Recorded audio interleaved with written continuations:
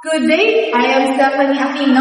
I'm Renz Ivan Joaquin Solomon. I'm Tristan James Santos. I am Gilbert Martin C. Morales, and we are here to present our capstone title named Impact of Staff Training on Hotel Service Quality in Cabanatuan City, Designing an Employee Performance Improvement Plan.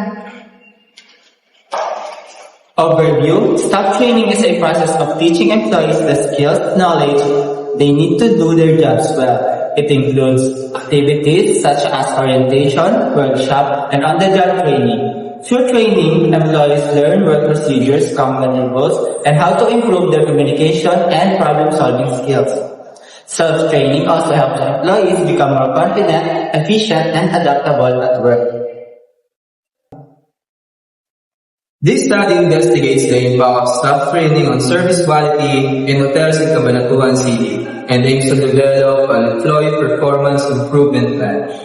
It assesses the effectiveness of shared training programs in enhancing customer service, professionalism, efficiency, and teamwork, while identifying gaps that affect service quality.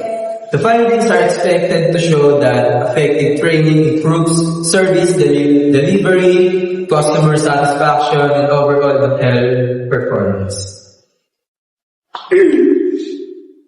The research shows the title Impact of Staff Training on Hotel Service Quality in Cabanatuan City, Designing an Employee Performance Improvement Plan. To study how staff training affects employee performance and service quality in hotels, the study will gather data from hotel employees and management through surveys, along with information from books and online sources.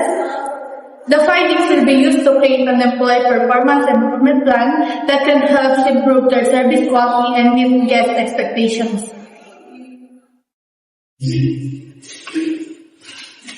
General problem. Hotels in Cabanatuan City experience problem with maintaining consistent service quality. Even though staff training is important, inconsistent service and guest feedback suggest that employee skills and performance may need improvement, making it necessary to study the impact of staff training on service quality.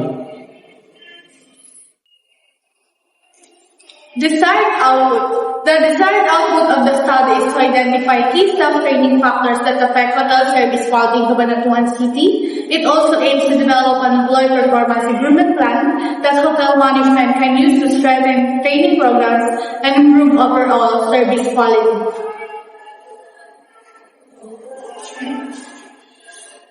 Again, I am Stephanie Aquino.